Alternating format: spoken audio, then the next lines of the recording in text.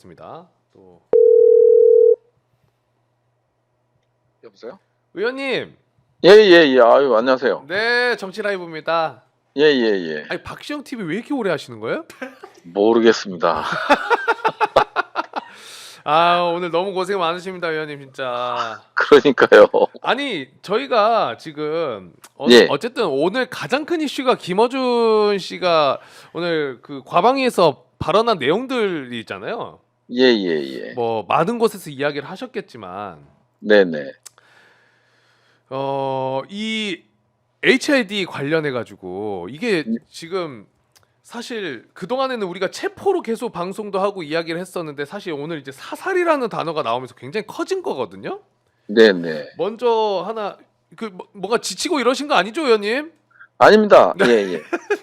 일단 예. 우리 의원님께서는 맨 예. 처음에 이 예. HID가 투입됐다는 이제 이게 밝혀지고 나서 예. 그걸 알자마자 바로 뭔가 이거는 목적이 굉장히 심각하다라는 거를 느끼셨습니까? 일단? 아이 그럼요. 그 임무 요원들이 하는 훈련이 있는데 네네. 북한을 상정하고 요인을 암살하고 그다음에 이제 폭파 뭐 이런 업무가 주잖아요. 네. 그리고 무명의 어떤 용사들 뭐 그런 개념으로서 이제 운영되니까 네. 그리고 이제 항상 대상은 북한이고요. 그러다 보니까 이제 북파 공작원이라는 얘기를 하는 거고, 네. 그리고 이 친구들은 체포에 대한 기술은 배우지 않습니다. 그 체포는 그때 출동했던 다른 군부대에서도 충분히 할 수 있는 상황이긴 아이, 하죠. 그럼요. 경찰도 그렇고. 그러니까 이제 특화된 체포 분야가 있는 거죠. 그래서 이제 군에 있어서도. 예. 그래서 이쪽 HID는 네. 말 그대로 북파 공작원이지 않습니까? 그렇죠. 그래서 영화 실미도를 보면 쉽게 이해할 수 있는데, 그런 성격을 갖고 있는 거라고 보시면 되는 거죠. 그런데 한국으로 들어왔다. 강원도에서 판교로 왔다. 그렇죠. 근데 이제 그것만 가지고도 뭘 추론하기는 어렵고요. 결국은 그동안 윤석열 정부에서 뭘 해왔느냐. 네. 비상계엄을 미리 준비했었고, 네. 그거에 이제 북한이 응하지를 안 했던 거죠. 그리고 김용현도 군 출신 아닙니까? 그렇죠. 그러면 이제 군인들은 역사적 과오, 박정희 정권 때나, 그 다음에 이제 전두환 정권 때, 이제 그 경험이 있잖아요. 네. 쿠데타에 대한 경험. 그렇죠. 그리고 이제 그 경험, 그 과오 때문에 우리는 엄한 소리를 들었었죠. 군발이라는, 이제 아주 비하적인 발언을 들었었고, 쭉. 그래서 이제 그러다 보니까 이번, 비상계엄에 있어서 군은 따르지 않을 것이다. 라는 걸 김용현은 알고 있었고요. 미리. 그다음에, 그렇죠. 비상계엄을 준비하는 쪽에서는 그걸 알기 때문에 이제 다른 수단을 이용해서 북한을 자극하고, 북한이 이제 도발하게 만들고, 거기에 우리가 맞대응하면서 비상계엄 상황이 만들어지는 거죠. 그러면, 군은 지체 없이 움직일 수밖에 없고, 그 다음에 이제 국회 접수라든지, 뭐 이런 것들이 정적 제거라든지, 이런 것들이 군을 동원해서 쉽게 할 수 있었던 거죠. 근데 이제 그게 안 된 상황에서 억지로 이제 북한 변수를 끌어들여야 되는데 그게 뭐냐. 결국은, 북파 공작원이었던 거죠. 네. 근데 이제 만약에 우리가 뭐 다른 방송에서도 굉장히 많이 이야기하고 저희도 방금 이야기를 하고 있었는데 예. 지금 나온 뭐 원전 타격도 그렇고 지금 요 최재형 목사님도 나와 계신데 예. 굉장히 미사일도 계속 뭐 훈련이라는 명분하에 너무 많이 쏘고 이런 예, 상황들에서 북한이 윤석열과 김용현이 의도했던 대로 뭔가 액션을 취했으면은 오히려 이 역할이 필요 없을 수도 있었는데 그렇죠. 북한에서는 계속 반응을 안 해주고 근데 우리는 자기네들은 계엄을 하고 싶고 그러면 그 과정에서 미리 준비가 좀 될 수도 있었겠네요. 그렇죠. 예, 그게 약간 상당히 그 시나리오대로 갔으면 끔찍한 상황이었던 거고. 그래서 이제 김용현 장관 같은 경우나 여인영 뭐 이런 친구들은 그런 것들을 다 간파했고, 그러다 보니까 이제 이 비상계엄이 단순히 우발적으로 충동적으로 이루어진 게 아니라 오랜 시간 이제 빌드업을 해왔던 건데 네. 그게 잘 안 됐던 거죠. 예, 그게. 그래서 뭐 상당히 우리가 군사적 도발도 중요하지만 상대를 대하는 리더가 있잖아요. 네. 대통령이라는 최고 지도자가 핵잠수함에서 북한 종말론을 얘기하고 이런 사례들은 거의 없습니다.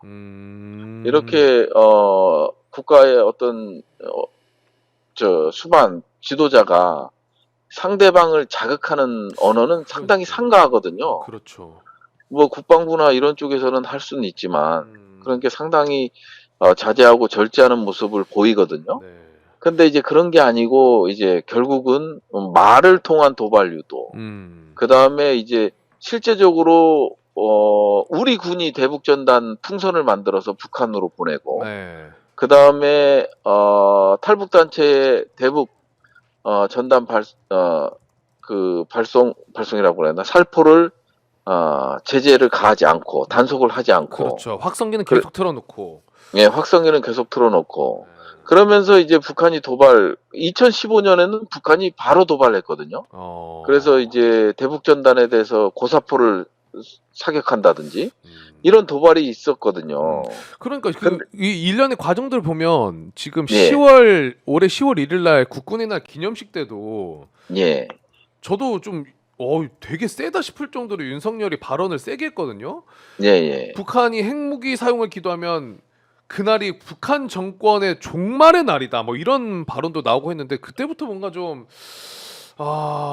예, 그거는 뭐 이게 들고. 진짜 취임하고 나서 얼마 안 있어서 이런 것들을 준비했던 것 같아요. 그러니까요. 근데 이제 그리고 그걸 준비하기 위해서 인사 라인업들을 이제 충성파, 뭐 충암파 충암파 중심이거나 그다음에 김용현과 인맥을 근무연이 있는 사람들이라든지 그래서 이제 합참 차장 같은 경우는 2개월 만에 다른 데로 보내버리고 방첩사 참모장도 마찬가지로 뭐 7개월 만에 육사 교장으로 보내고 뭐 이런 것들이 이제 전반적으로 인사에 있어서 이게 일종의 빌드업을 해놓고 그 다음에 이제 북한 도발을 초래하는 그런 공격들 도발들을 하고 뭐 이런 것들이 이제 순차적으로 이루어졌는데 북한이 이제 여기에 응하지 않음으로써 그 작전은 실패했고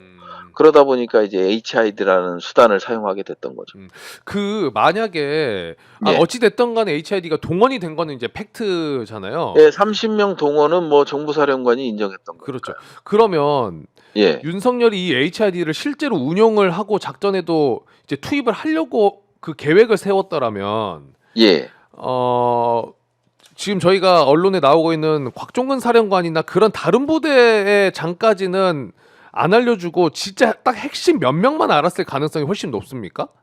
그렇죠. 이 HID 활동 자체는 아마 대통령이나 김용현, 그다음에 이제 조금 더 안다면 이제 방첩사령관, 기획의 어떤 여인영? 중심에 있었던 여인영, 이 정도가 아주 극소수만 아는 이런 작전들은 뭐 정말 극소수만 아는 이런 작전들이죠. 그러니까 특전사령관이 알거나 일반 군인들이 알 수 있는 방법은 없고요. 군끼리도. 그리고 실제적으로 이거를 팩트 체크하기도 상당히 수사하는 과정에서도 어려움이 있을 겁니다. 그러니까요. 예. 그게 지금 그러니까 왜냐면 지금 오늘 이 발언이 있고 나서 지금 민주당에서도 요거 관련해서 검증 단계를 좀 거치고 있다고 제가 보도를 봤거든요. 그래서 이제 저는 아무래도 이런 공작 업무를 했던 물론 2년 정도밖에 안 했지만 공작 임무를 했던 사람으로서 이게 사실 뭐 노출이 되고 뭐 이렇게 되면 상당히 국가 안보적인 차원이나 우리가 쓸 수 있는 카드들이 사라지는 거기 때문에 이런 것들을 뚫고 수사를 할 수 기는 좀 어렵지 않나 하는 생각이 들어서 이게 검증을 당 차원에서 검증하기는 어렵고요.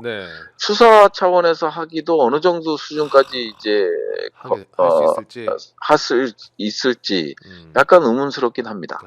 그러니까 되게 조심스럽게 아무래도 접근을 할 수밖에 없는 그렇죠. 있네요.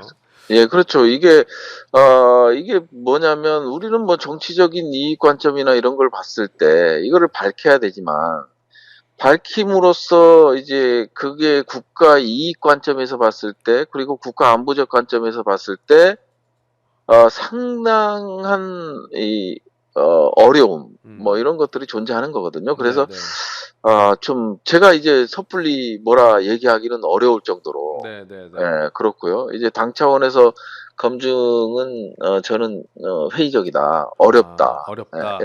이런 말씀 음. 드리고 싶네요. 그럼 예. 오늘 김어준 씨가 이제 그 과방위에서 한 발언 이제 전체 다 알고 계시잖아요. 네, 예, 예, 그래도 예. 의원님 뭐 개인적인 생각으로 뭐 어려운 이렇게 애매하시면 답변 안 하셔도 됩니다만 네, 네, 네. 오늘 이 발언을 예. 그래도 어느 정도 의원님들과 오늘 너무 충격적인 내용이니까 그렇죠. 예. 공유와 함께 이 시기나 좀 더 팩트 체크를 하는 게 더 나았을 거라고 생각하십니까? 아니면은 그 김어준 씨가 얘기한 것처럼 위험성이 있기 때문에 어느 정도 조심하는 차원에서 얘기하는 것도 뭐 하나의 방법이었을 수 있겠다라고 생각하십니까?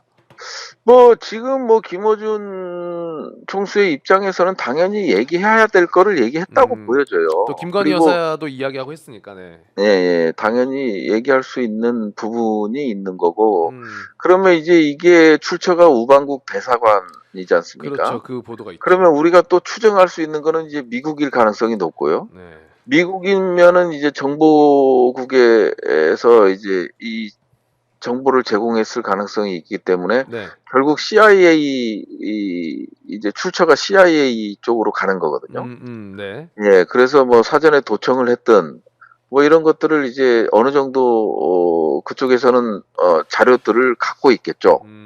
그래서 이 정보가 너무 구체적이다 보니까 네네네. 이거는 뭐 소설로 만들어내기도 어려울 정도로 구체적이다 보니까. 그러니까. 근데 이제 동의하는 부분은 그거죠. 결국은 인민군의 활동이 있었고 네. 그걸로 인해서 계엄이 이제 연속과 정당성을 확보하는 음. 그거는 뭐 충분히 동의하는 부분이죠. 그렇게 네. 움직였으면은 윤석열한테는 진짜 윤석열 입장에서는 완벽한 명분이 될 수 있는 그렇죠. 상황이니까 근데 이제 군대도 그렇게 움직일 수 모든 있고. 계획이 수포로 됐다는 거는 결국은 이 계엄 해제 네. 결의 요구안을 통과시키는 게 너무 빨랐다. 아, 너무 빨랐다. 예, 천만 다행으로. 국회의원들이나 국민들이 상당히 빠르게 기밀하게 움직여줬던 거. 그리고 이제 수방사에서 이제 그 승인, 이제 헬기 진입을 승인을 보류했던 거. 한 시간 네네네. 정도 지연시켰던 거. 이런 것들이 상당히 이번 비상계엄의 실패로 돌아가는 결정적인 역할을 했고요. 아, 알겠습니다. 또 이제 특전사 요원들의 이제 현명한 선택, 그렇죠, 그렇죠. 이런 거 네. 항명을 하면서 현명한 선택을 했다는 거. 음. 뭐 이런 것들이 다 삼박자가 다 맞아 떨어진 게 아닌가 네. 싶습니다. 의원님 그 마지막으로 하나만 여쭤보고 예, 마무리하겠습니다. 그 네, 오늘 저녁 오마이뉴스 보도로 예, 이 정보사가 예, 몇 개월 전부터 이 HID 예, 요원들 관리했다는 주장이 제기되면서 예, 이제 정보 당국 관계자를 통해서 예, 이제 이 내용을 들었고 예, 강원도 소재 HID 부대 요원들 10명 예, 그리고 경기도 소재 HID가 관리를 하고 있는 예. 전직 요원 20명을 동원했다라는 제보를 받았다고 지금 나왔거든요. 예. 그게 이제 그 얘기인즉슨 설명하자면 전직 10명 정도, 네. 10명 정도가 한 팀이고 네. 경기도 소재 HID는 없고요. 그러니까 예, 경기도에는 이제 사령부가 위치하고 있죠.